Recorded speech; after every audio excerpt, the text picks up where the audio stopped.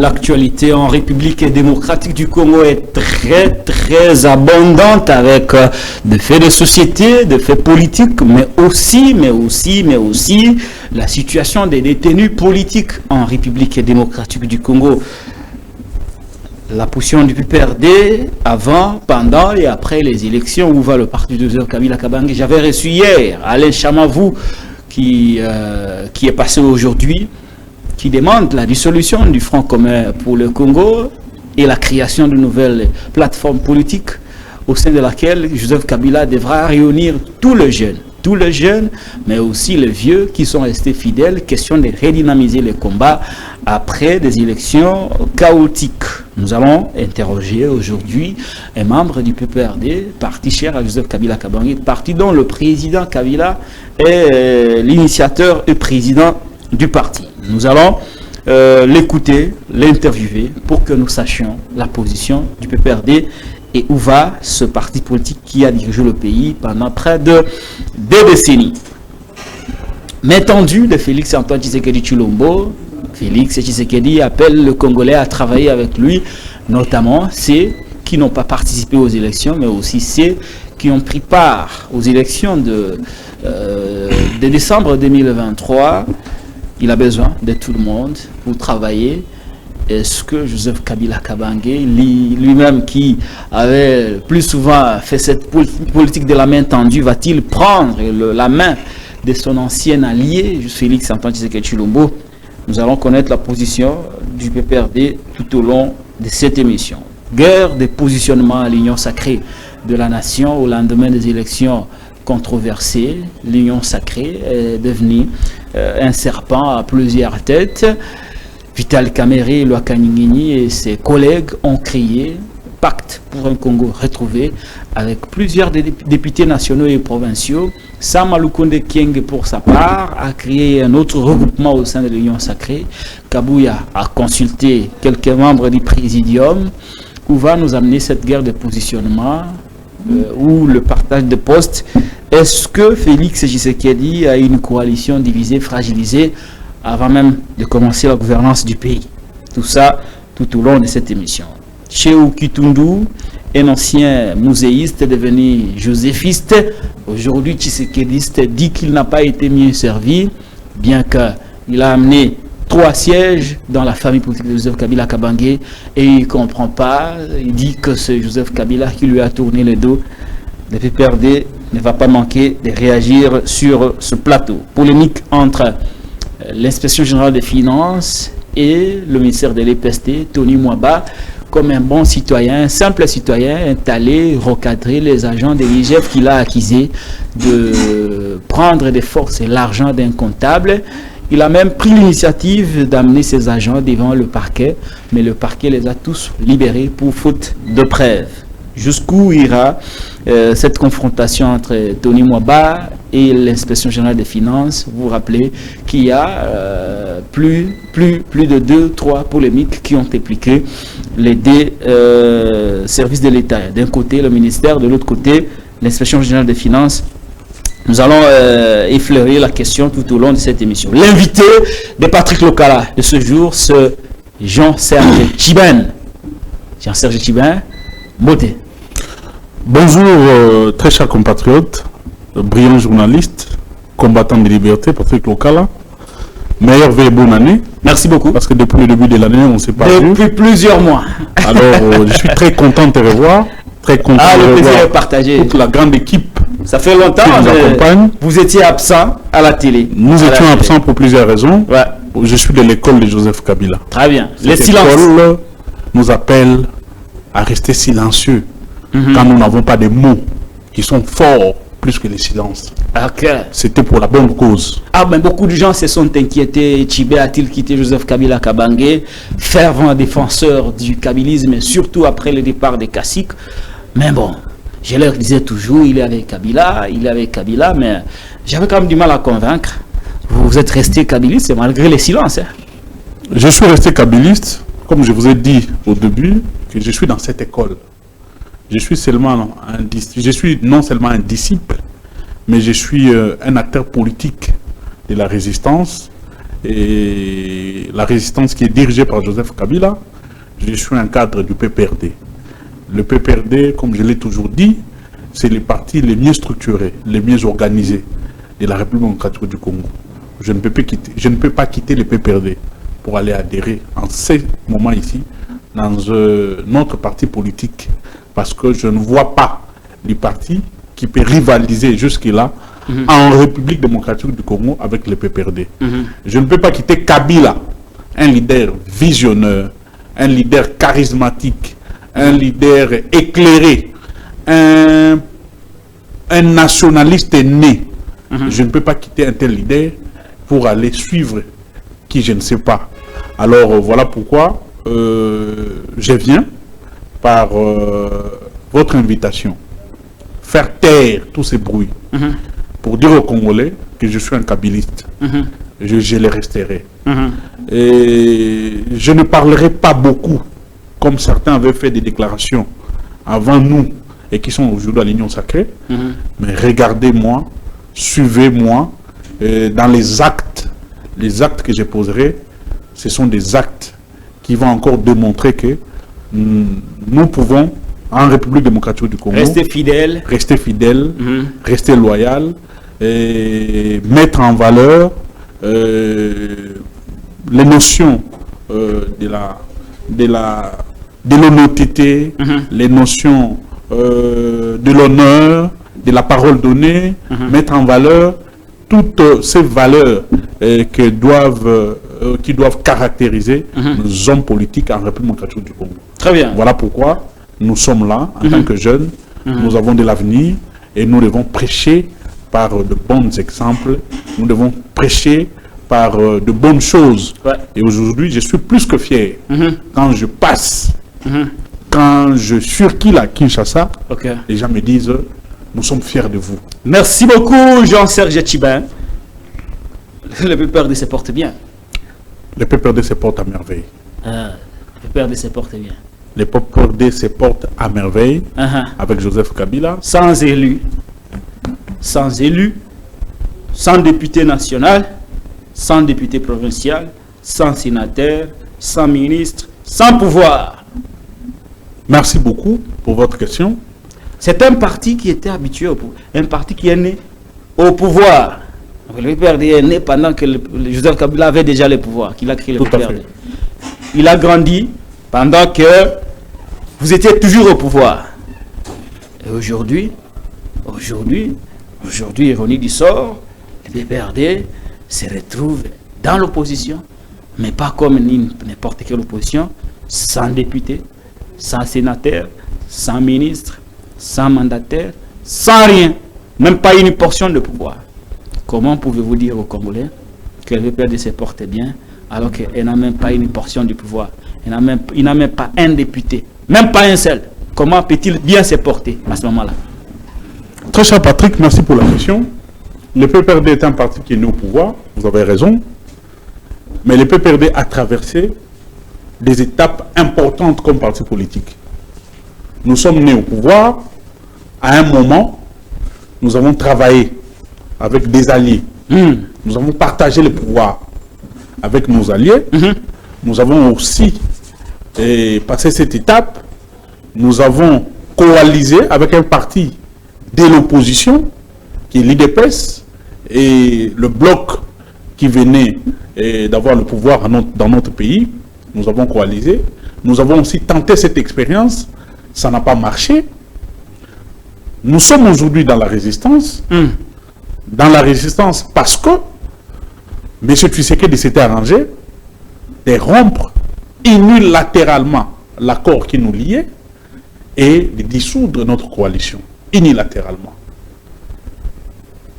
Par ces actes ou par cet acte de dissolution, il s'est arrangé avec le membre de l'Union Sacrée pour mettre en place une nouvelle majorité.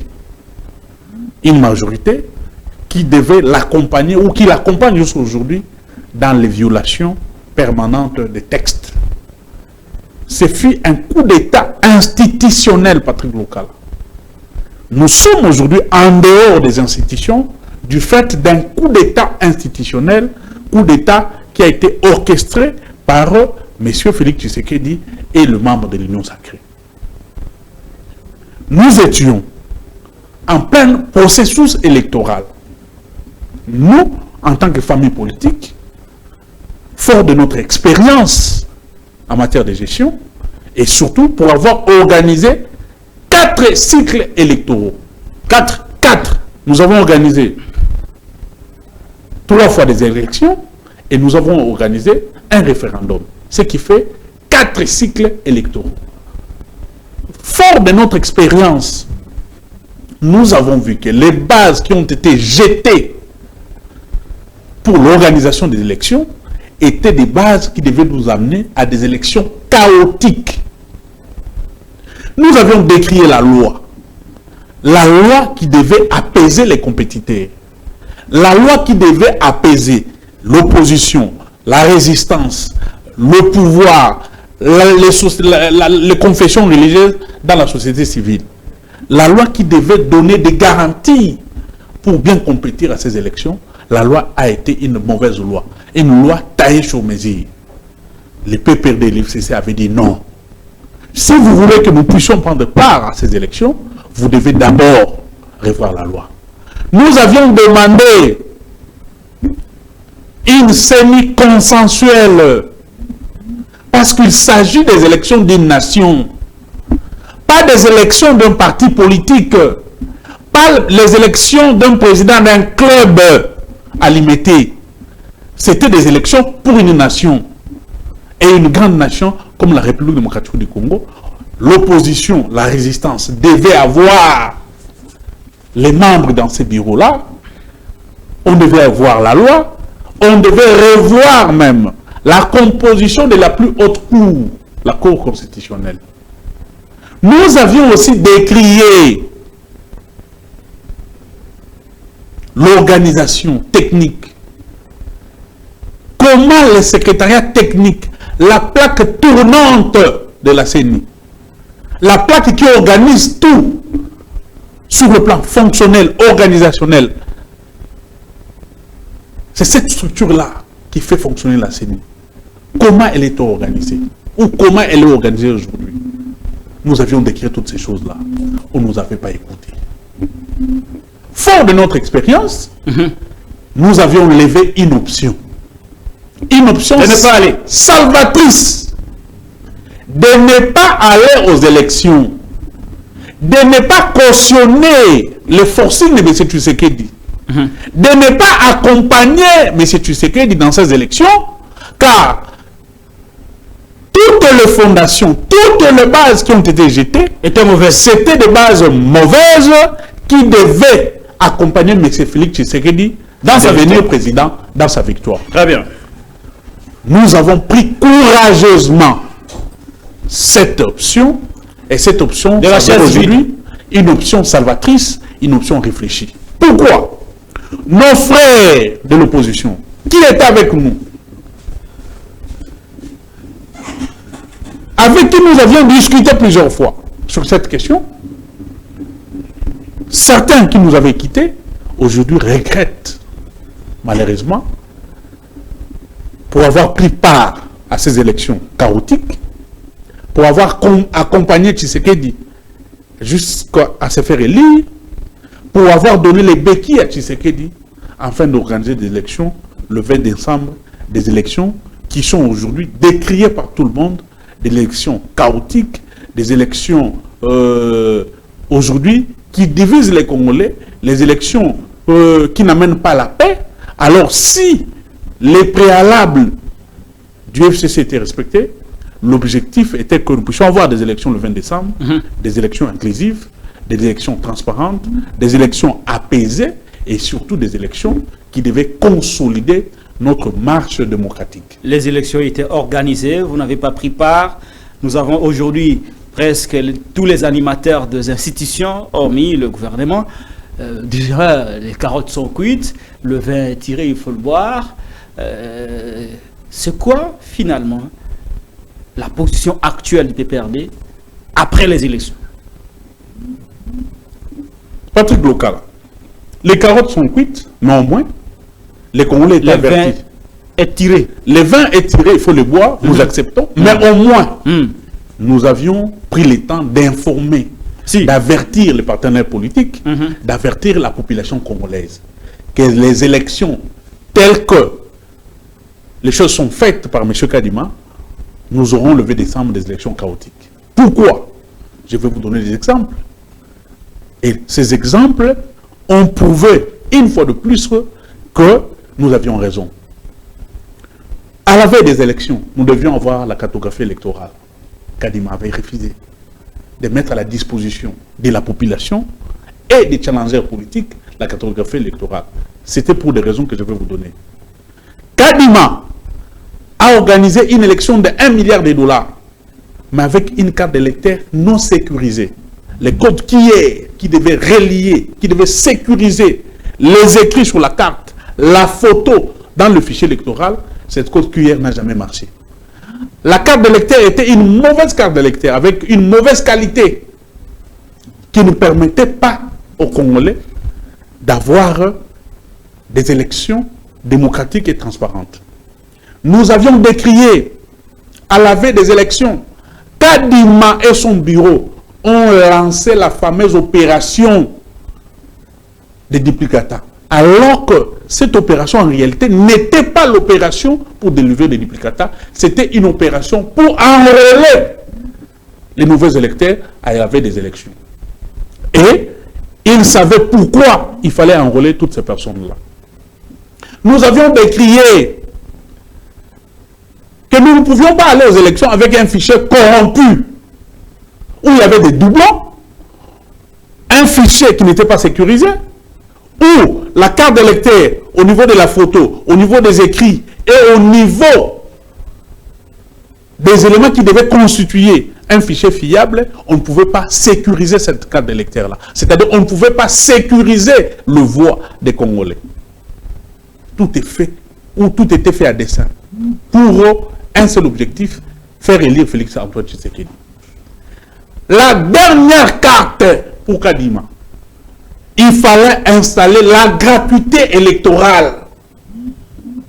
Et la gratuité électorale, c'était matérialisé par la distribution gratuite des machines à voter aux membres de l'Union sacrée.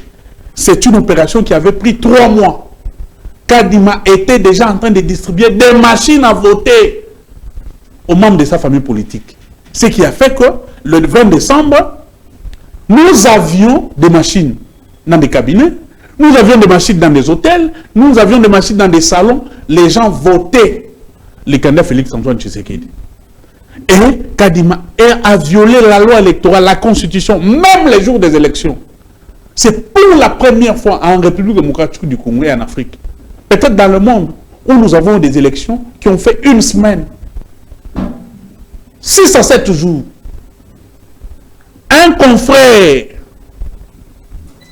Un confrère journaliste, l'un de vos confrères a posé la question à monsieur Kadima, je crois, le 4e ou le 5e jour des élections. Monsieur le président de la CENI, vous pouvez donner aux Congolais les nombres de bureaux de vote qui ont ouvert jusqu'à ce jour. Kadima ne savait pas. Kadima a répondu à la face du monde que je suis incapable de donner les nombres exacts de bureaux de vote qui ont ouvert jusqu'à ce jour. Pourquoi? Parce que les salons, le bureau, les hôtels étaient devenus des centres de bureaux de vote, des bureaux de vote.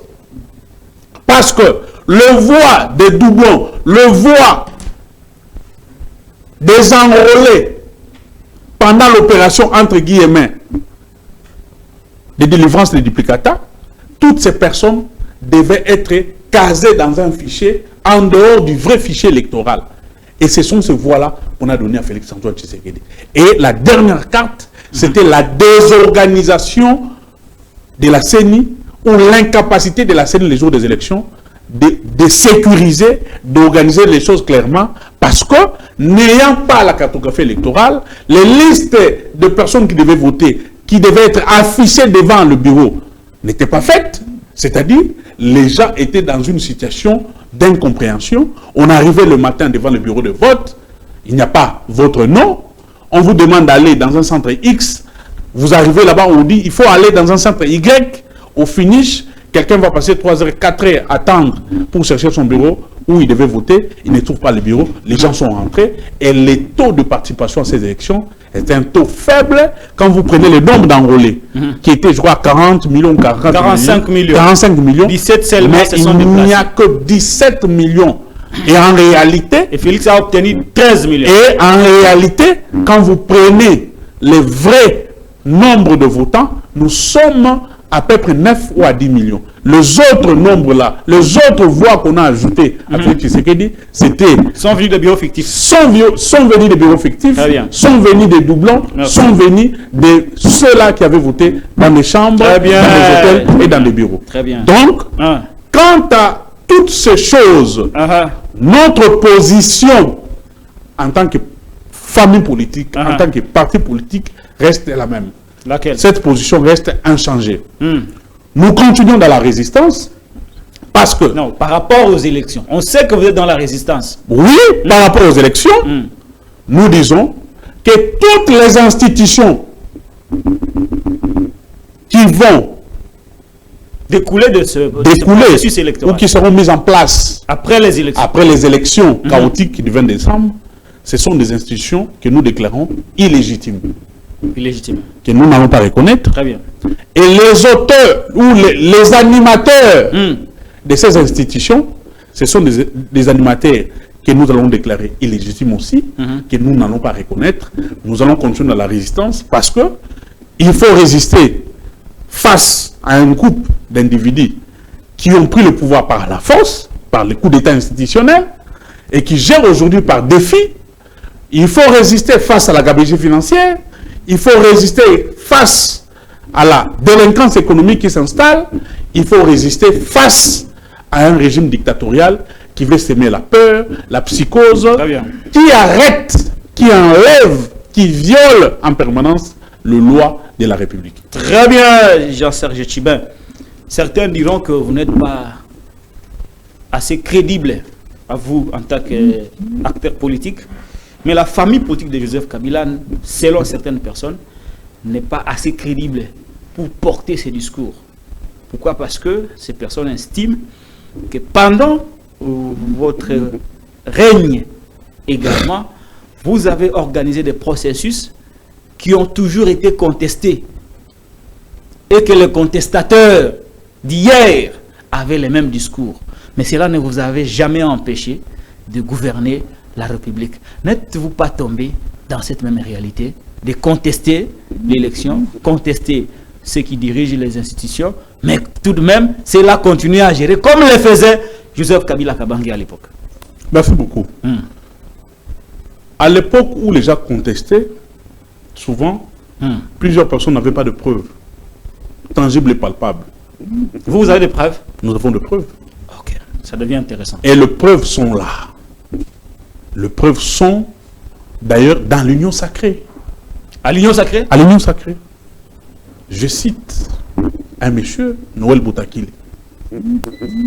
Sa vidéo est devenue virale sur les réseaux sociaux.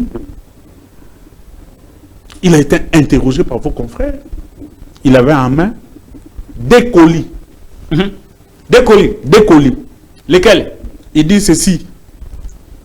Les plus que vous voyez ici, ce sont mes 30 000 voix. 30 000. 30 000 voix que j'ai eu grâce à mes électeurs qui m'ont voté via la machine à voter. Ok. Le plus que vous voyez ici, c'est les 50 000 voix reçues par M. Félix Tshisekedi. Via mes électeurs et qui ont voté par la même ou le même machine à voter. Comment vous dites que M. Boutakile a triché? On m'a attrapé avec des machines à voter. Je ne suis quelqu'un qui n'avait pas de machine. Je suis quelqu'un de serein, de respectueux. Si vous voulez me retirer de la course, il ne faut pas seulement retirer mes 30 000 voix, mais retirer aussi les 50 000 voix. Parce que le vote a eu lieu au même moment qu'on a voté le président de la République, au même moment on votait les députés nationaux, au même moment on votait les députés provinciaux, au même moment on votait les conseillers municipaux, avec la même machine. Et automatiquement, on imprimait, après avoir voté, on imprimait les voix directement sur le même bulletin de vote. L'une preuve pour dire que les élections étaient des élections chaotiques. Papa Molière, je le cite, membre de l'Union sacrée, me décriait déjà, avant même l'organisation de l'élection, la distribution des machines à voter. On ne l'avait pas cru. Aujourd'hui, il nous a dit clairement, la gratuité électorale instaurée par M. Kadima, les codes étaient simples. Il fallait donner à toute personne de l'Union sacrée qui avait sur son banderole la photo de M. Tshisekedi. Et là, cette gratuité nous a produit des élections chaotiques. Ceux qui ont été invalidés, les députés nationaux et provinciaux, disent que si vous voulez nous invalider, il faut nous invalider, oui, mais invalider aussi ou retirer dans la même logique d'invalidation le voix que nous avons donné au candidat numéro 20. M. Kadima ne l'a pas fait ou ne le fera jamais. Aujourd'hui, ça pose un sérieux problème de crédibilité de ce processus. Mais nombreux, à notre époque, discutaient sans preuve.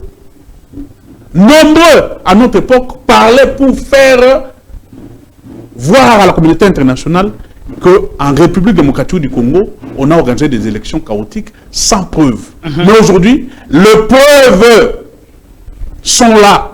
Et les preuves sont dans l'Union sacrée. Un autre candidat de l'UDPS, il était élu lors de la législature passée, je crois, à Tchang. Son nom m'échappe, il est de l'UDPS. Un grand cadre. A dit tout clairement que les élections organisées par Kadima étaient des élections bâclées. Il y a même un fonds qui s'est créé au niveau de l'Union sacrée pour contester. Donc vous voyez, la contestation ne vient même pas d'abord dans l'opposition ou dans la résistance. La contestation est là dans l'Union sacrée. La contestation est là. Très bien. Dans la famille du chef de l'État, on conteste les voix, on conteste les résultats des Kadima. Et a fortiori, nous qui sommes en dehors de ce processus, nous qui sommes pour certains dans l'opposition. Donc nous disons, ce processus a été un processus chaotique, taillé sur mesure, pour le seul objectif de faire passer M. Félix-Antoine Tshisekedi. Très bien. Et nous avions alerté la population, nous avions fait notre travail en tant qu'opposition, nous allons continuer à travailler dans la résistance pour mettre fin à ce régime, et parce que nous comptons sur nos moyens, et qui sont les moyens constitutionnels que la Constitution nous garantit, pour continuer à faire cette résistance, et nous allons nous accrocher à ça. Et soyez rassurés, la famille de Joseph Kabila se porte bien. Joseph Kabila aujourd'hui a de bonnes personnes, des personnes aguerries. Ne vous en faites des pas. Personnes, ce n'est pas à vous de dire que vous portez bien. Nous avons des éléments des ici, personnes qui ont fidèles. Attendez, qui vont l'accompagner dans cette lutte de la résistance. Jean-Serge Tchibin, il ne suffit pas de déclarer que la famille Kabila se porte bien et que l'opinion croit. Il faut le démontrer, vous aurez le temps de le démontrer parce que nous avons des éléments, des voix qui s'élèvent de temps en temps. D'autres demandent même la suppression de l'Union du Front commun pour le Congo, pour la création d'une nouvelle force, parce que semble-t-il, il y a plus de dynamisme au sein du Front commun pour le Congo. Et voilà. Il y a même certains qui vous ont quitté. On va arriver. Ne vous en faites pas. Il y a des révélations ici contre Joseph Kabila Kabange. Ne vous en faites pas. Nous recevons pour vous Jean-Serge Tchibin, c'est l'invité des partis locaux. Après élection, comme je l'ai dit, le vin tiré, il faut le boire. Félix, le président de la République, a fait une sorte de main tendue. Il fait justement ce que Joseph Kabila faisait après avoir été contesté par les opposants, la société civile, la classe politique, la main tendue du chef de l'État. Félix aussi, il a pris la main tendue de Kabila et dit, écoutez, moi aussi, comme mon prédécesseur, J'ai fait la politique de la main tendue. Il a tendu la main à l'opposition. L'opposition qui a pris part aux élections. Bon, vous ne répondrez pas pour cette opposition qui n'est pas sur le plateau. Mais au moins, il a tendu la main à l'opposition qui n'a pas été aux élections, notamment à Joseph Kabila Kabange, qui aurait dû être l'invité d'honneur à la cérémonie de l'investiture. Comment avez-vous interprété la main tendue de Félix Antoine Tshisekedi Tshilombo au sein du PPRD? Patrick Lokala, je suis très déçu. Mais est-ce que c'est une démarche positive quand même? Je vais répondre. Ok. D'abord, dire que Joseph Kabila serait ou devait être l'invité d'honneur lors de la cérémonie d'investiture de M. Félix Tshisekedi, croyez-moi, Joseph Kabila, c'est un homme sérieux. C'est un homme constant. C'est quand même un ancien président. C'est un homme constant. Jean-Serge Tchibert, n'oublie pas qu'il a un statut, hein, légalement reconnu par la loi. C'est ce que je dis. Alors, quand l'État l'invite, il doit répondre à l'invitation. Je vais répondre, je vais répondre à toutes ces questions. Parce que par moment, vous oubliez que Kabila c'est quand même un ancien président qui est régi par une loi. Joseph Kabila est un homme sérieux, un homme constant, un homme réfléchi, un homme qui s'accroche à ses principes. Les gens de l'Union sacrée ont trouvé seulement l'importance de Kabila quand il fallait venir à l'investiture. Mais qu'est-ce qu'ils n'ont pas dit de Kabila avant cette investiture? N'est-ce pas c'est Kabila qui bloquait leur régime? N'est-ce pas c'est Kabila qui bloquait Félix Tshisekedi? Qui l'humiliait? N'est-ce pas ils avaient ou ils sont en train d'humilier la personne de Kabila? Si vous reconnaissez, vous, Patrick Lokala, que Joseph Kabila est régi par une loi, c'est un fait. Les anciens chefs de l'État. Ouais. C'est-à-dire, c'est un homme à respecter, c'est un homme qu'il faut valoriser. Mais ceux qui sont en l'Union sacrée ne voient pas les choses dans ce sens. Joseph Kabila a été humilié plusieurs fois. On est allé saccager dans sa femme de Kingarakati. Comme si c'était chez un petit monsieur. On est allé saccager à Gélène sans autorisation. On est allé saccager chez un ancien président de la République qui est régi par une loi sans autorisation. Et c'est cet homme-là, malgré son humilité, malgré sa passion pour le Congo, qui devait quitter son Kachamata pour venir répondre à cette invitation. Non. Je pense que même si c'était moi à la place de Joseph Kabila, je n'allais pas partir. Parce que dans la vie, il faut se faire respecter. Très bien. Ça, c'était une parenthèse. Et revenons à la main tendue. Les actes que M. Félix Tshisekedi a posés tout au long de son mandat et ses collaborateurs n'étaient pas des actes qui ont valorisé la personne d'un ancien chef de l'État. Ce n'étaient pas des actes qui ont valorisé un parent, un chef de famille, qui a une femme et les enfants. Ce n'étaient pas des actes pour valoriser un partenaire politique de taille comme Joseph Kabila. Donc, il ne pouvait pas s'hasarder ne serait-ce qu'une minute pour venir à cette aventure, cette aventure de mauvais goût d'investiture au stade des martyrs. Très bien.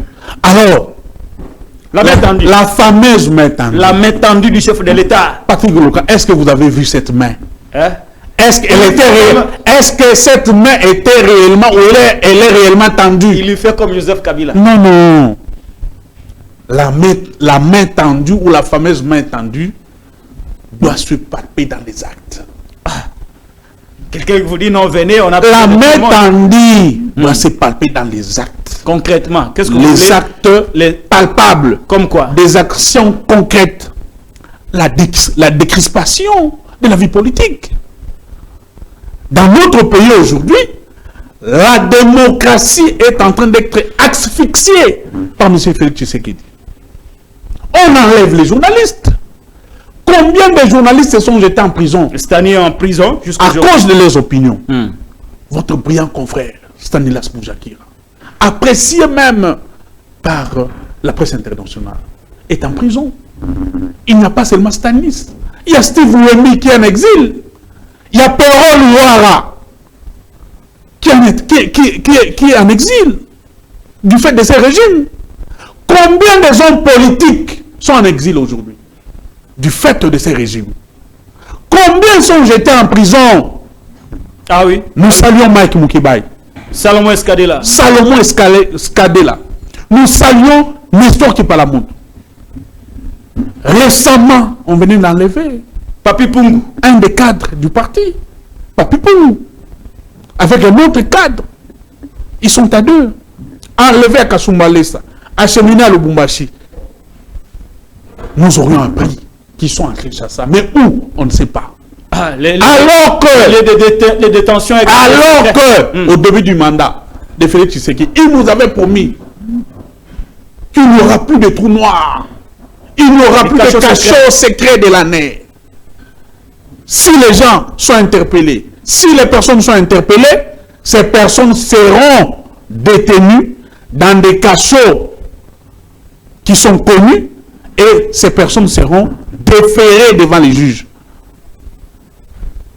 pour être jugés. Évidemment, s'ils sont innocents, ils peuvent être relâchés. S'ils sont condamnés, et ces personnes peuvent être envoyées en prison. Ce n'est pas le cas aujourd'hui.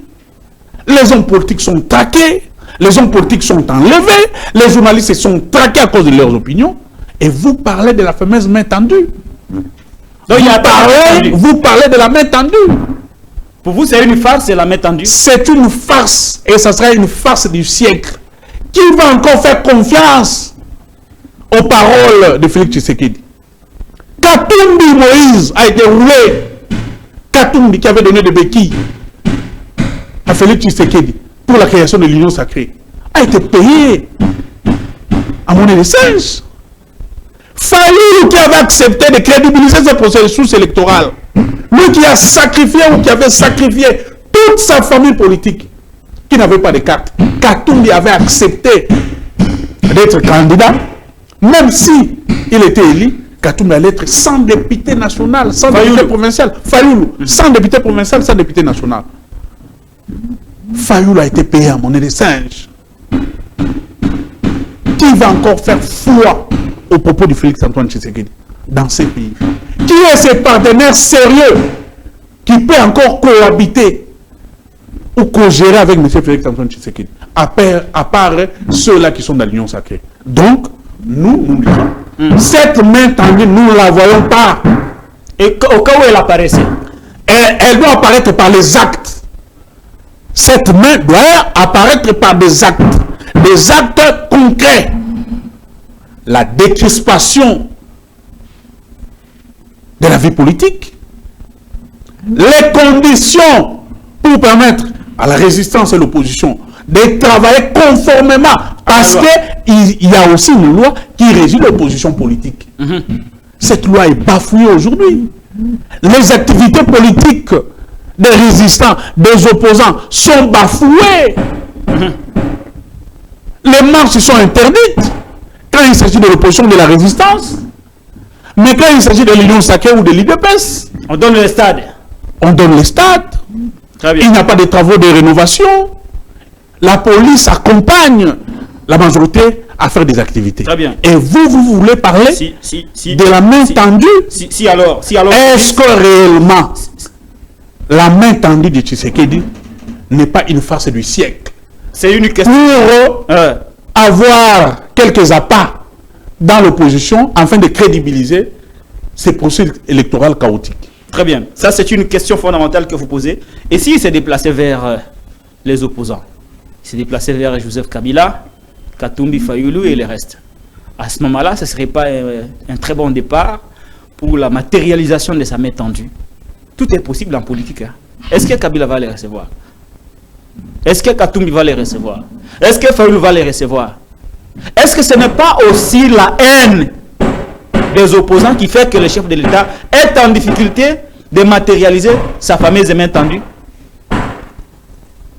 Très cher frère Patrick Lukala, les opposants, d'une manière générale, nous qui sommes résistants, nous n'avons pas une quelconque haine contre Félix Tshisekedi. Nous critiquons sa gestion, nous critiquons ses décisions, nous critiquons tout ce qui concerne la gestion de l'État, sa gouvernance, la gestion de l'État, on se limite là. Pourquoi avoir la haine contre un être humain qui n'est pas éternel? Nous n'allons pas baigner dans de l'eau sale, dans de l'eau boueuse, comme ce fut les l'UDPS. L'UDPS contre Kabila, c'était une opposition de la haine. Il fallait diaboliser la personne de Kabila. Il fallait diaboliser la République démocratique du Congo. Il fallait chercher les sanctions contre la gestion de Joseph Kabila. Il fallait chercher les sanctions, aller même acheter les sanctions contre les animateurs des institutions sous Joseph Kabila. Nous ne sommes pas cette opposition-là. L'opposition d'hier, c'était une opposition barbare, l'opposition de la haine, l'opposition de la violence. Violence physique, violence verbale. Aujourd'hui, nous faisons une opposition. Conformément à notre constitution. Nous voulons réellement donner l'image que l'opposition ne se limite pas aux insultes. L'opposition ne se limite pas aux casses. L'opposition ne se limite pas au pillage. L'opposition, ce n'est pas le fait d'organiser les marches, caillasser les voitures de privés, brûler les bus des transports, brûler les universités. Ce n'est pas ça l'opposition. L'opposition se résume dans un combat d'idées. L'opposition se résume dans un combat de réflexion. Très bien. Mais se résume dans un combat de proposition. Est-ce qu'ils vont les recevoir? La question de les recevoir ou non, je vous ai dit que cette fameuse main tendue, jusque-là, pour nous qui sommes dans la résistance, nous disons que ce n'est pas une main tendue. C'est un piège que monsieur Tshisekedi est en train de chercher pour avoir quelques Zappa pour crédibiliser son processus chaotique. Et nous ne sommes pas jusque-là. Nous ne sommes pas demandeurs ou nous ne sommes pas chercheurs d'une main qui serait tendue, mais jusque-là, qui n'est pas visible. Nous ne sommes pas ceux qui veulent travailler avec M. Tshisekedi, parce que de toute façon, nous étions avec lui, nous connaissons ses faiblesses, nous connaissons ses limites et les limites de ceux qui l'accompagnent. Et ces gens-là ne veulent pas travailler avec les gens ou les personnes qui aiment ces pays, parce que hier, ils nous avaient taxé de spécialistes et de blocage. Nous étions en train de bloquer son pouvoir, nous étions en train de bloquer le bien-être de la population, mais aujourd'hui la population se demande, nous avons laissé 3 ans à la fin du mandat, sans les FCC, sans Kabila, M. Félix Tshisekedi a fait quoi? Très bien. En termes de loi, en termes de réalisation, pour l'intérêt général de la population congolaise, zéro. L'invité de Patrick Lokala, c'est Jean-Serge Tchibin, qui n'a pas changé. 5 ans après, il garde la même rhétorique, le même ton, la même vigueur, la même énergie pour défendre ses idées avec élégance dans un sens républicain. Très bien, Serge Tchibin. Bon, vous rejetez la main tendue parce qu'elle n'existe pas. C'est une farce, c'est un piège tendu pour avoir quelques appâts. Et donc, vous vouliez que Tshisekedi pose des actes, par exemple, la décrispation politique, libérer l'espace politique, libérer les détenus, laisser tout le monde travailler dans le respect de la loi. Bon, revenons sur vous, le PPRD. Le PPRD de Joseph Kabila Kabange. J'ai posé la question au début si le PPRD se portait bien. J'ai 2 aspects de la question. Mais je vous propose d'abord de suivre un extrait de vidéo d'un ancien du PPRD, un plus âgé que vous, qui est parti, qui a traversé, un muséiste. Je crois, vous l'avez trouvé au PPRD, mais il s'est en allé. Mais après le départ, il nous a quand même bonifié avec quelques révélations sur votre ingratitude vis-à-vis de lui qui a apporté des sièges au PPRD, mais il n'a pas été servi à la hauteur de son boulot. Prenons cet extrait de vidéo de Chéou Kitundu Léonard, un ancien muséiste et joséphiste, aujourd'hui tshisekédiste. Il a parlé et ce qu'il a dit ne semble pas plaire au PPRD. Suivons la vidéo et nous nous retrouvons juste après pour la commenter avec Jean-Serge Tchibin, l'invité de Patrick Lokala. Je ne sais pas si c'est moi qui lui tourne le dos ou bien c'est lui peut-être et qui par son attitude ne nous permet pas de mieux analyser la situation pour voir dans quelle mesure on peut provoquer une résilience. Mais c'est tout simplement, déjà, dans le langage courant, on dit que les absents ont toujours tort. Et puis moi, je suis un politicien presque professionnel, je ne vois pas faire autre chose que la politique. Alors, à partir du moment où on boycotte le processus électoral, alors il faut en tirer les conséquences. Moi, je ne pense pas avoir été traître. Si l'on raisonne en ces termes, je pense que c'est ma propre majorité qui m'a trahi. Après la 3e législature, au moment des élections, j'ai ramené à l'ancienne majorité 3 sièges. J'étais député national, député provincial et sénateur.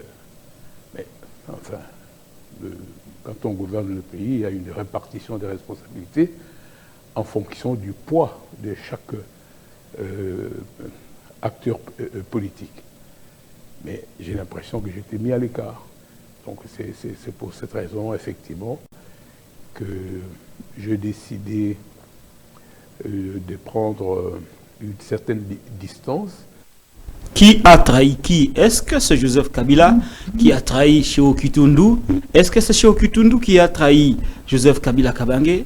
En réalité, il ne parle pas de la trahison de Joseph Kabila Kabange, mais il parle de la trahison de sa famille politique, de sa majorité, qu'il a trahi parce qu'il a rapporté 3 sièges au niveau du Front commun pour le Congo, mais lors du partage du gâteau, il n'a pas été servi. Il dit également que les absents ont toujours tort.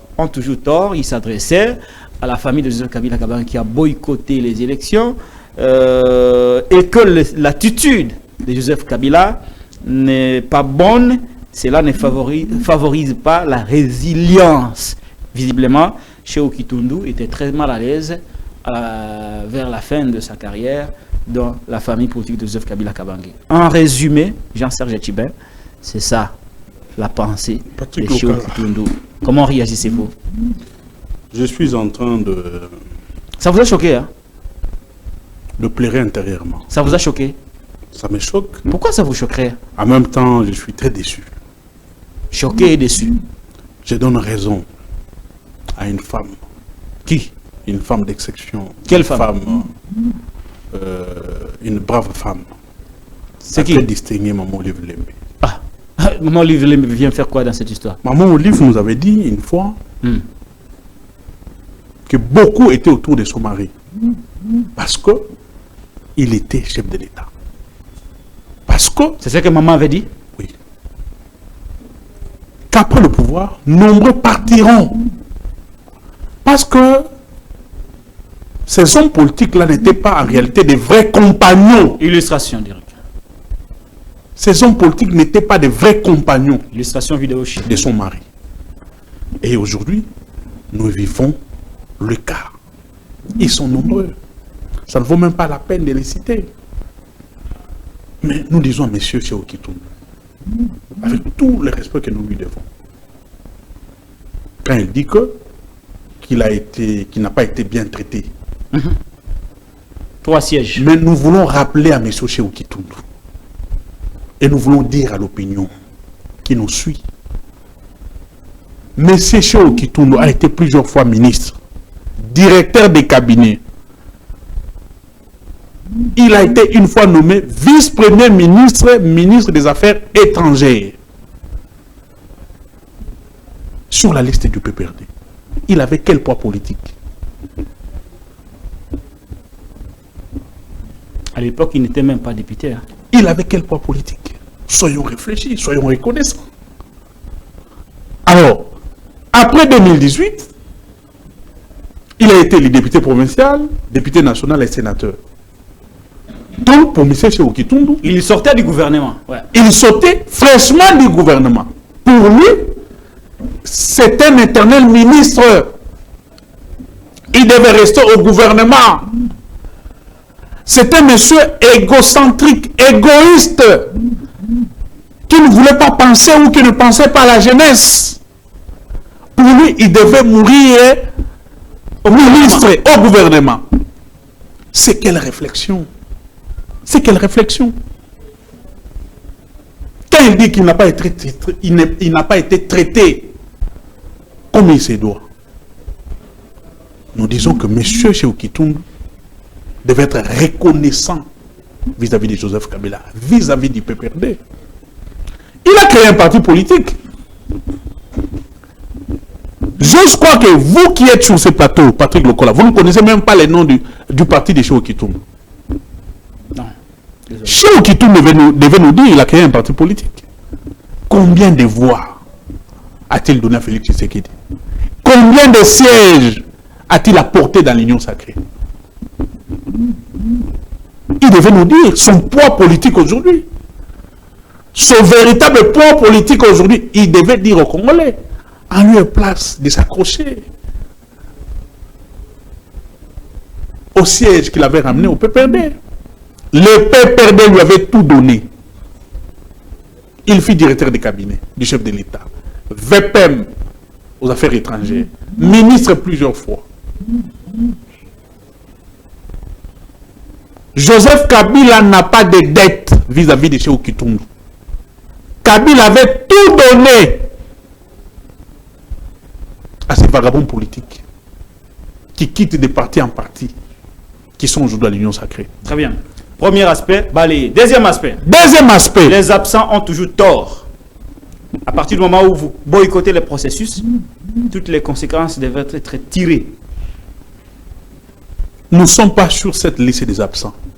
Dites à Cheikhou Kitundu, nous ne sommes pas sur la liste des absents.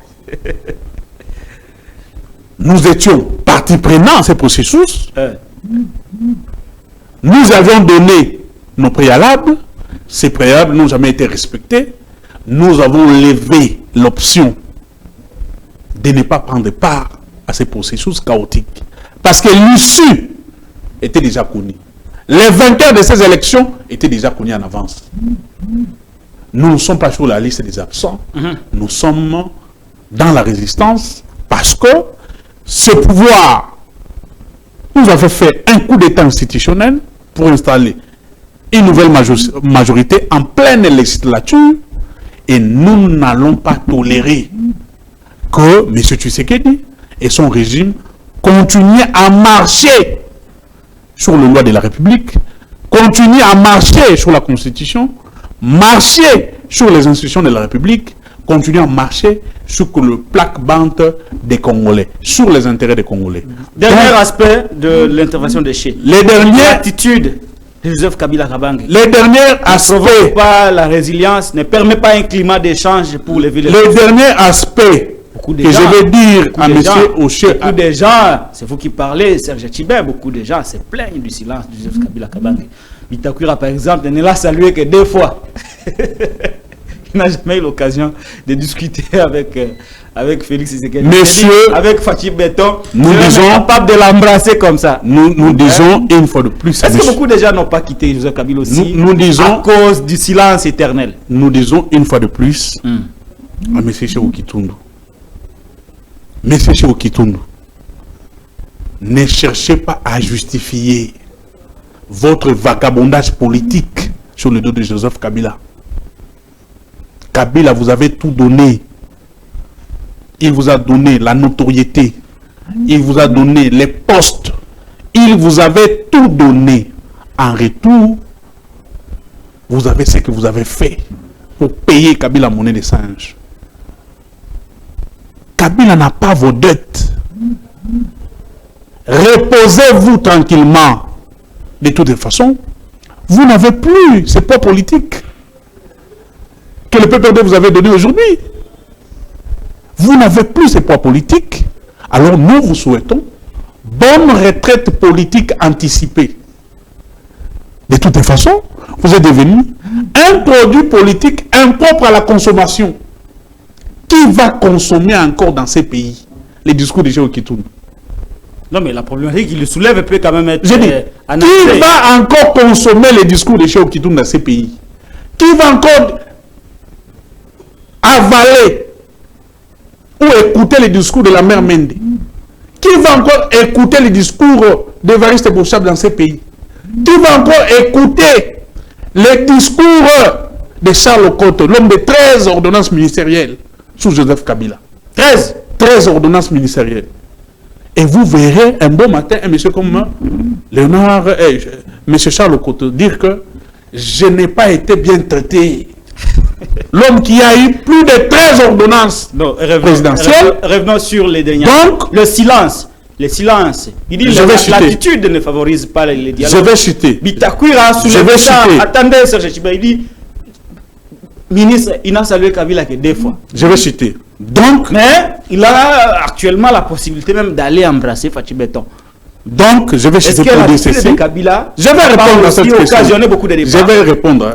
Il faut répondre à la question pour qu'on parle. Donc, nous disons, très chers vagabonds politiques, reposez-vous tranquillement. Laissez les noms de Joseph Kabila calme. Il vous avait tout donné. Aujourd'hui, vous êtes devenus des produits impropres à la consommation du public. D'ailleurs, on devait vous mettre en quarantaine. Mais grâce à Dieu, Joseph Kabila, l'homme qui avait prêché le renouvellement générationnel, cet renouvellement générationnel a été réalisé grâce au balayage naturel qui a été fait dans la famille politique. Nous vous disons, allez-vous continuer votre combat ailleurs. Laissez le nom de Joseph Kabila calme. Tranquille, très bien. Et rassurez-vous, monsieur Léonard Okitundu, Félix Tshisekedi ne vous donnera pas les 1/4 de postes, des fonctions que Joseph Kabila vous a donné. Monsieur Évariste Bochab, vous n'aurez pas les 1/4 des postes et des fonctions que Joseph Kabila vous a donné. Monsieur Charles Okoto, vous n'aurez pas les 1/4 de ce que Joseph Kabila vous avait donné chez Félix Tshisekedi. Vous allez vous reposer parce que votre temps de retraite anticipé est arrivé. Maintenant, Bitakwira. Le silence de Kabila. Un autre vagabond. Non, lui il a parlé il y a longtemps. Oui. Il seulement fait... Depuis qu'il avait rencontré Félix Tshisekedi, ça fait maintenant combien d'années? Bitakwira doit nous dire, pendant les 5 ans, il a rencontré Félix Tshisekedi combien de fois?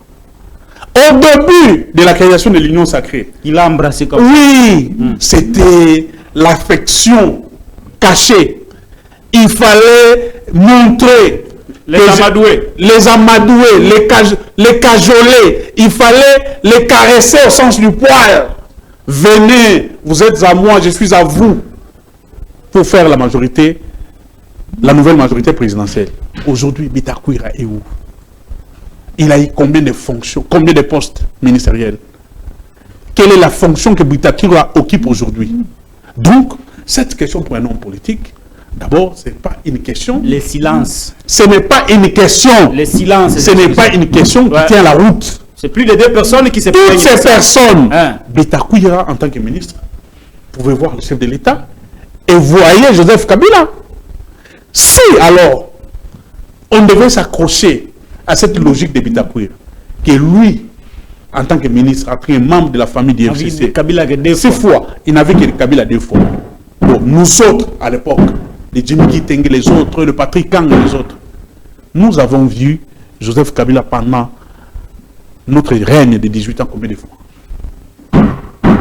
Non, ce n'est pas, on ne reste pas dans la famille politique du fait que vous voyez Kabila chaque jour. On adhère dans une famille politique sur base des idées. Ce sont les idées qui vous amènent dans une famille politique, qui vous amènent dans un parti politique. Alors, le fait de voir le président national ou le président de la République un plaisir pour chaque jour, oui, ça peut arriver. Ça peut arriver. Au niveau des Cheikh Okitundu. Non. Cheikh Okitundu est parmi les ministres, d'ailleurs, ou les hommes de l'époque de notre gouvernement qui fréquentaient régulièrement Joseph Kabila. Bon, certains les présentaient comme l'ami de Kabila. Donc, qui fréquentaient régulièrement les chefs de l'État. Alors, aujourd'hui, tenir ces discours-là... Qui c'est Chef qui a quitté Kabila. Que ces discours-là ne tiennent pas la route. Qui a quitté Che. Non, ce sont des prétextes pour justifier le vagabondage. C'est tout à fait normal. Merci beaucoup. Ce sont des prétextes pour justifier leur vagabondage. Hein? Très bien. Il y a des gens qui parlaient de Kabila, qui voyaient Kabila à tout moment en tant que ministre, en tant que membre influent de notre famille politique. Mais vous le voyez aujourd'hui à la télévision, ce sont des hommes politiques en quête de positionnement. Ils tiennent de propos qui ne cadrent pas avec la réalité. Merci. Dire que du fait du silence de Joseph Kabila, ce silence-là nous a mis dans une situation d'inquiétude. C'est ce qui a fait que nous puissions partir. Ah non, moi en tant que ministre, je n'ai vu que Kabila 2 fois. Non, Kabila était chef de l'État. Il avait des prérogatives. Il avait des missions à accomplir. Joseph Kabila ne devait pas rester dans son salon en train de recevoir toute la journée des ministres. Et ces ministres-là, si Joseph Kabila les recevait du matin au soir, toute la semaine... Il travaillait à quel moment? Kabila lui-même allait travailler en quel moment? Et ces ministres-là allaient travailler pour l'intérêt de la population en quel moment? Mais vous, il vous reçoit quand même, hein? Non. Joseph Kabila. La question de nous recevoir, pour moi, c'est une question, certes, importante, mais ce n'est pas une question essentielle. Très bien, merci. Nous l'avons vu, nous avions discuté avec les chefs 2 fois, par 2 fois. Ça me suffit. Je ne suis pas obligé de les voir à tout moment. Nous avons des canaux pour entrer en contact avec lui. Nous avons des organisations, nous avons des structures du parti qui sont des canaux aussi pour communiquer avec lui. Mais est-ce que vous pensez... Nous avons aussi des personnes autour de lui qui peuvent nous aider à échanger avec lui. Très bien. Pour avoir ses idées. Merci. Par exemple, les cas dans notre parti, nous avons le secrétaire permanent, nous avons les membres du bureau politique, nous avons les collaborateurs du chef. Donc, le problème du renouvellement générationnel est un problème fondamental qui devait arriver à notre famille politique. C'est arrivé. Ce renouvellement générationnel est arrivé. Et aujourd'hui, comme je l'ai dit tantôt... Vous en êtes le bénéficiaire, hein? Non. Comme je l'ai dit tantôt, ce renouvellement générationnel apporte un nouveau vent à Joseph Kabila et au PPRD. Parce que Joseph Kabila a amené des hommes aguerris, des hommes constants, des hommes loyaux, fidèles, prêts à les servir sans le voir. C'est ça d'ailleurs l'objectif. Servir les partis, servir les chefs sans le voir. Et aujourd'hui, Joseph Kabila peut rester tranquillement là où il est. Il sait qu'il y a des hommes et des femmes qui travaillent dans le cadre de la résistance pour les partis, afin que nous puissions arriver à ce point final qui est la reconquête du pouvoir. Très bien, on va aller vite. Il y en a qui pensent qu'on quitte le PPRD, on va au FCC, parce que le PPRD, bon, apparemment la structure organisationnelle est très solide, ça c'est un fait, on ne va pas l'ignorer. Mais l'FCC, depuis qu'on a mis en place un comité de crise, ça traîne. Il y en a qui pensent qu'il faut que Joseph Kabila crée une autre plateforme politique pour finalement installer cette dynamique générationnelle qui vient d'arriver après le départ, après la perte du pouvoir. Il faille quand même trouver une autre formule pour répartir sur de nouvelles bases. Est-ce que vous pensez, à votre avis, qu'il faut créer une autre plateforme en remplacement du FCC rapidement? Patrick Lokala, par la petite expérience que j'ai, toutes les options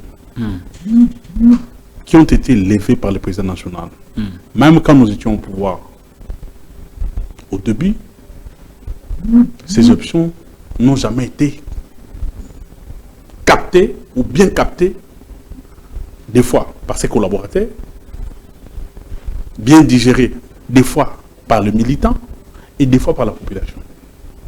Mais il savait, c'est toujours vers la fin qu'il a raison, que Joseph Kabila a raison. On s'est dit, ah, telle décision a été prise pour atteindre tel objectif. Aujourd'hui, certes, beaucoup de personnes au sein de la famille politique se posent la question. Par rapport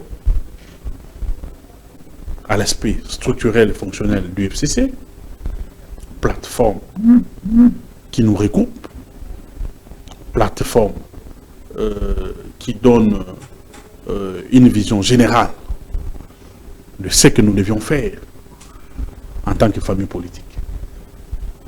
Mais les gens ne se posent pas la question. Pourquoi le comité de crise a été instauré? Ça fait beaucoup d'années, hein. Près de 3 ans aujourd'hui. Avant de dire que nous devons migrer vers une autre structure, ou nous devons créer une autre structure qui doit remplacer les FCC, vous devez connaître les méandres. Pourquoi ce comité a été mis sur pied? Ce comité avec quelle mission? Est-ce que ces missions sont atteintes ou non? Deuxièmement, créer une nouvelle plateforme politique. Certes, la politique ou les structures politiques sont évolutives. Je suis tout à fait d'accord. Mais cela ne doit pas se faire dans la précipitation. 3 ans. 3 ans. Je suis tout à fait d'accord. Nous sommes dans une famille politique. Nous connaissons comment les décisions sont prises. Nous connaissons comment les structures sont organisées. Nous allons nous référer à ces structures-là. Pour que s'il y aura des choses en termes de stratégie, en termes d'organisation, en termes de management, s'il y a des choses qu'il faut combler, qu'il faut ajouter, qu'il faut modifier, et ça se fera dans la famille politique. Qui suis-je, moi, pour en parler à la télévision? Très bien, merci. Alors, merci. Nous demandons aux militants et aux cadres du FCC de se calmer, de s'apaiser. De s'apaiser. Merci beaucoup. Joseph Kabila est en train de travailler. Ces structures qui sont en place, que ce soit au niveau du FCC, que ce soit au niveau du PPRD, travaillent. Et rien n'empêche que demain, les choses changent, qu'on puisse modifier, qu'on puisse restructurer, qu'on puisse redynamiser telle ou telle autre structure, parce que il faut, avec cette nouvelle donne de la résistance que nous devons mettre pour cette législature, cette donne-là implique beaucoup de choses. Nous devons faire la résistance comme ce fut pour l'année 2023. Qu'est-ce qui n'a pas marché en 2023 que nous devons rectifier? Ce sont des choses que le militant se pose. Mais ici, par votre micro, je vais rassurer au cadre militant du PPRD de se calmer. Très bien. Joseph Kabila, il est le maître à bord. Il gère ces grands bateaux du FCC pour nous amener au bon port. Merci. Et les autres aspects de notre formation politique, de notre parti, s'il y a des informations, s'il y a des choses qui seront faites par la voix du parti, Patrick Local, vous serez invité et vous serez Merci informé. beaucoup, Jean-Serge Tchibin. Très politique. Hein? Mais on a quand même grandi en politique. Ça fera maintenant 20 ans qu'on est en politique. Enseignement, Bavier, Bavier, Bocha. Nous sommes quand même la plus grande école de formation. Le PPRD est un grand parti qui est à l'école du parti. Le PPRD est un grand parti politique qui a en son sein une grande école de formation, qui a en son sein une grande école de formation, et aujourd'hui je suis fier. Je suis fier de tous ces hommes qui sont restés fidèles à Joseph Kabila. Et qui sont aussi partis. Mais ceux qui sont partis, qui nous ont formés, tant mieux, mais ils n'ont pas accompli leur mission jusqu'à la fin. Je suis fier d'Henri Movasakani, je suis fier de Janine Mabunda, je suis fier d'André Kimbuta, je suis fier d'Ombe Minaku, je suis fier d'Emmanuel Ramazan Chadaï, je suis fier de Moïse Kanga, je suis fier de Sélé Yalagouli, je suis fier de tous ces résistants kabylistes qui sont restés beaucoup, Serge avec Joseph Kabila et qui continuent la lutte. C'est ça le plus important. Apparemment, vous avez beaucoup de matière aujourd'hui. C'est ça le plus important. Bon, merci. on quitte le PPRD, on va à l'Union Sacrée. Il nous reste 10 minutes. Hein. On a déjà fait 1 heure. Vous vous en rendez compte? On a déjà fait 1 heure. Okay, ça fait très longtemps que nous avions dû se quitter. C'est un plaisir de vous retrouver encore, Patrick Loukala. En tout cas, les PPRD, les militants, les cadres du PPRD qui me dérangeaient beaucoup vont vraiment Je suis de retour. Se régaler. Se régaler. Alors, au lendemain des élections, certains disent qu'il y a crise à l'Union Sacrée. D'autres personnes disent qu'il y a une guerre de positionnement. Mais les plus durs déclarent que vraiment c'est le désordre. Qu'est-ce qui explique ce jet de va-et-vient, des débauchages au sein même de la famille politique du chef de l'État? Entre eux, ils se font débaucher. Entre eux, ils se battent. Entre eux, ils s'insultent. Mais ils ne sont qu'au début. Ils ne sont qu'au début. Qu'est-ce que cela augure dans la suite des événements? Vous, en tant qu'acteur politique, en tant qu'opposant, qui regardent ceux-là même qui vont gérer le pays pendant 5 ans. Bon, Patrick Loukala, moi ça ne m'étonne pas. Hein. Les 2 autres qui règnent au sein de l'Union Sacrée, ça ne m'étonne pas. À la création de l'Union Sacrée, nous avions posé des questions. Vous aviez posé des questions et nous autres, nous avons aussi posé des questions à certains cadres de l'Union Sacrée avec qui nous débattions, avec qui nous avons fait des plateaux. C'était quoi l'Union Sacrée? On nous disait que c'était la vision des chefs de l'État. Cette vision devait être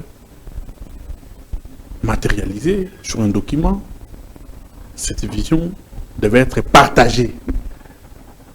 Cette vision devait être d'abord intériorisée par ces cadres et chercher à mettre cette vision en pratique. Pendant plusieurs mois et plusieurs années, ça posait problème.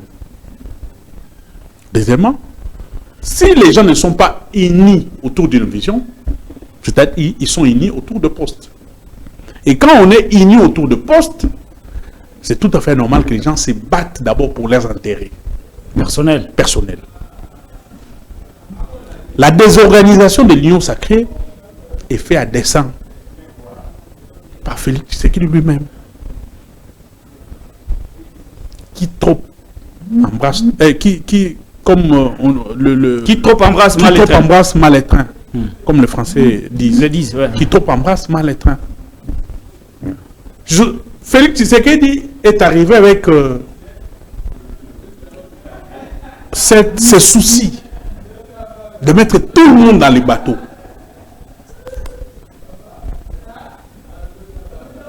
On a créé l'Union Sacrée, vous devez venir, venez adhérer à l'Union Sacrée, venez adhérer. Les gens adhèrent, mais l'objectif pour toutes ces personnes, c'était des postes. Aujourd'hui, beaucoup ne se retrouvent pas. Je vis par exemple un représentant, je crois, du chef de l'État. Il était, je crois, responsable du mécanisme de suivi des accords. Claude Ibalanke. Faire des déclarations graves. Il est membre de la majorité. S'il y a des problèmes au sein de la majorité, vous devez vous référer à l'autorité de référence. Et l'autorité de référence, certainement, a un bureau. Parce que, en même temps, l'autorité de référence et autorité morale, entre guillemets, de l'Union Sacrée et chef de l'État, il y a une certaine incompatibilité. Donc, au-delà de ces bureaux,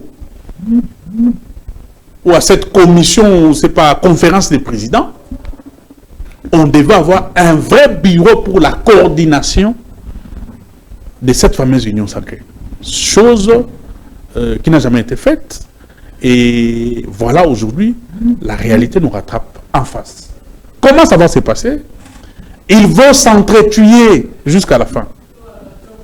Ils vont s'entretuer même dans la gestion. Ceux qui auront le poste seront combattus par ceux qui n'ont pas été élus et ceux qui n'ont pas été nommés ministres. Parce que, à la lueur où vont les choses, on ne sent pas une certaine homogénéité dans la coordination des actions, dans la matérialisation de la fameuse vision du chef de l'État. On ne retrouve pas le sentiment de vivre ensemble. On ne retrouve pas les initiatives à mettre les énergies ensemble pour travailler pour la famille politique. Au contraire, nous remarquons et nous constatons le désordre bien préparé pour donner des postes et mettre certaines personnes de côté. Alors, nous nous demandons, ces désordres viennent d'abord de la structure étatique. L'Union sacrée est gérée à l'image de la République. Et la République est gérée à l'image de l'UDPS. L'UDPS est gérée à l'image de l'Union sacrée. Donc, c'est un cercle vicieux. Du blanc bonnet, bonnet blanc. Un cercle vicieux alors. Un cercle vicieux. Voilà pourquoi nous disons, nous sommes fiers de continuer la résistance parce que, une fois la reconquête du pouvoir, vous allez réparer tout ça. Une fois nous aurons le moyen pour la reconquête du pouvoir, et une fois le pouvoir en main, nous allons mettre fin à tous ces désordres au sommet de l'État. Merci beaucoup Jean-Serge Tchibin. Dernier sujet de cette émission, l'invité de Patrick Lukala, c'est Jean-Serge Tchibin qui fait son comeback aujourd'hui avec nous. Je crois que ce sont ses premières émissions.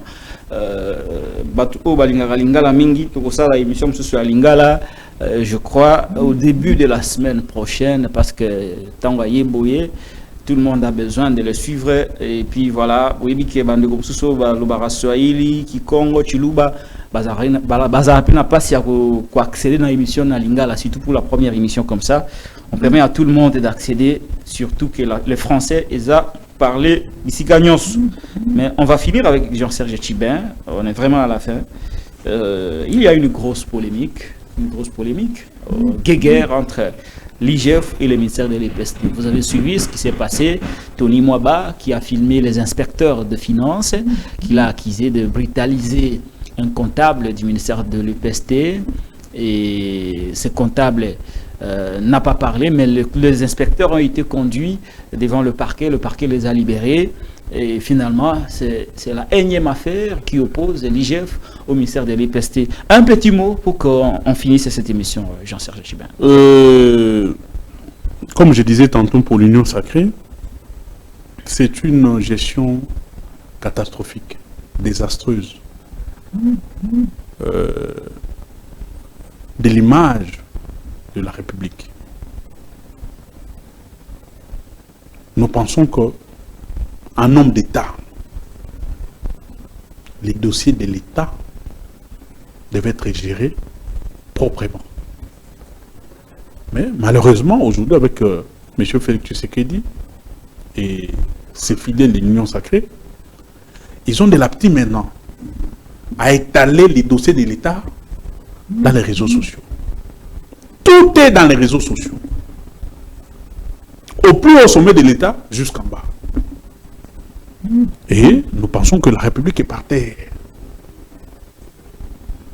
Il y a eu vice des procédures. Du côté de l'UJF, le vin, comme vous l'avez dit à un moment ici, le vin était tiré, il fallait le boire. Ces inspecteurs arrivent dans les installations, je pense des ministères. Le ministre, en homme d'État, a quand même des structures. Il a quand même des personnes habilitées qui pouvaient recevoir avec dignité et respect ces inspecteurs, malgré la procédure qui a été biaisée. Mais, comme tout est fait dans le sens du populisme de l'Union sacrée, le ministre s'est mis en vedette, demandant à ses collaborateurs de filmer les inspecteurs. L'objectif, c'est quoi? Mettre dans les réseaux sociaux. C'est une très mauvaise image de la République que nous vendons, que l'Union sacrée est en train de vendre. Nous sommes en train de désacraliser les fonctions d'État. Nous sommes en train de désacraliser le mythe étatique. Un ministre, c'est quelqu'un qui est au sommet de l'État, Patrick Local. Le ministre a un directeur de cabinet. Le ministre a des conseillers. Le ministre a du monde tout autour de lui. Donc, premièrement, il pouvait recevoir ses inspecteurs malgré la procédure qui a été biaisée, dans un bureau, le recevoir sans caméra, réparer la procédure et laisser ces gens faire le travail. Mais au-delà de ces aspects, quand vous suivez le saga Gilles Alinguet et Tony Mwaba, il y a déjà un précédent. Dossier Veridos. Rappelez-vous de l'image, Patrick Lokala. Rappelez-vous de l'image. Gilles Alinguet à gauche, Tony Mwaba à droite, et au milieu, je crois, Augustin Kabouya. Le mal a commencé là. Et je pense que Alinguet s'était un peu senti anéanti par le pouvoir politique de l'Union sacrée. Alors, il avait gardé une dent contre Tony Mwaba. Parce que le dossier Veridos n'a jamais été traité. Le dossier Veridos, il y avait bel et bien des détournements. Et quand vous prenez les dossiers paiement des enseignants, vous prenez le dossier gratuité de l'enseignement, il y a à boire et à manger. Location de bus Transco. Location de bus Transco, tout ça. Il y a à boire et à manger. Donc, de deux côtés, nous avons senti une pression du fait d'un antécédent du dossier Veridos. On a voulu faire des choses pour prouver à l'autre. Alors, au finish,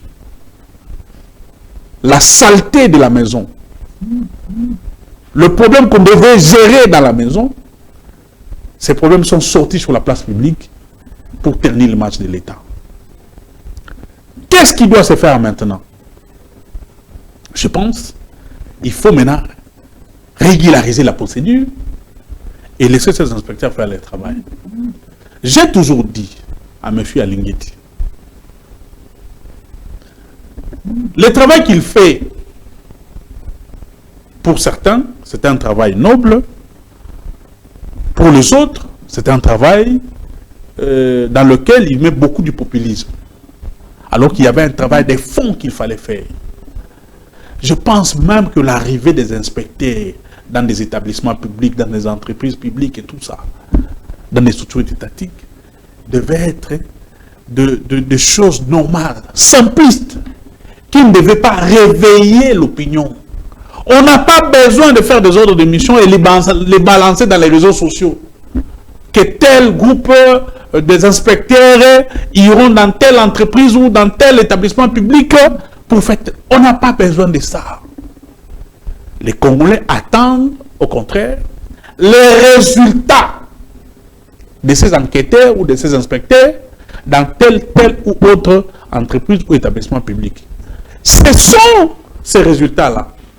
Si c'est un travail qui est bien fait, c'est un travail qui sera bénéfique pour la population. Mais si c'est un travail qui est déjà biaisé, si c'est un travail qui est déjà fauché en avant, ça va rester dans le sens du populisme, ça va rester dans le sens du cosmétique. Merci. Ça va rester dans le sens de faire peur à certains membres de l'Union sacrée, et tout en sachant qu'il y a une catégorie de privilégiés à qui Gilles Alinguet ne fait pas peur et à qui Gilles Alinguet n'ose pas demander le compte. Très bien, Jean-Serge Chubé, on a fini. Je vous remercie. C'est toujours un plaisir. Il reste une petite question. Comment voyez-vous l'avenir du pays? Sombre ou prometteur? L'avenir est très sombre. Que faut-il faire? Nous sommes en train, nous ne sommes pas en train de, nous ne sommes pas d'ailleurs en train de faire du sur-place, mais nous sommes en train de reculer à pas gérer. Que faut-il faire? Que faut-il faire? Il faut mettre fin à ce régime dictatorial de M. Félix Tshisekedi et ses fidèles de l'Union sacrée. Que faut-il faire? Il faut l'organisation des élections inclusives, crédibles, transparentes, qui peuvent venir donner un second souffle, qui peuvent venir donner de l'espoir au peuple congolais. L'un de vos confrères m'a posé une question. Qu'est-ce qui pousse aujourd'hui les Congolais à quitter Kinshasa pour partir en exil? Qu'est-ce qui pousse aujourd'hui les jeunes Congolais à quitter des partis politiques, à quitter des mouvements citoyens? pour aller adhérer dans des groupes armés. C'est le désespoir. Ces jeunes sentent aujourd'hui que l'avenir est sombre avec ces régimes. Qu'est-ce qui pousse ces jeunes-là à partir? C'est le climat malsain sur le plan politique. C'est les enlèvements, c'est les arrestations. C'est la manière dont le régime de l'IDPS cherche à asphyxier les climats politiques, asphyxier la résistance, asphyxier les opposants. C'est ce qui pousse ces hommes et femmes à quitter, aller en exil ou rejoindre les groupes armés, malgré que nous ne tolérons pas cela parce que nous sommes démocrates.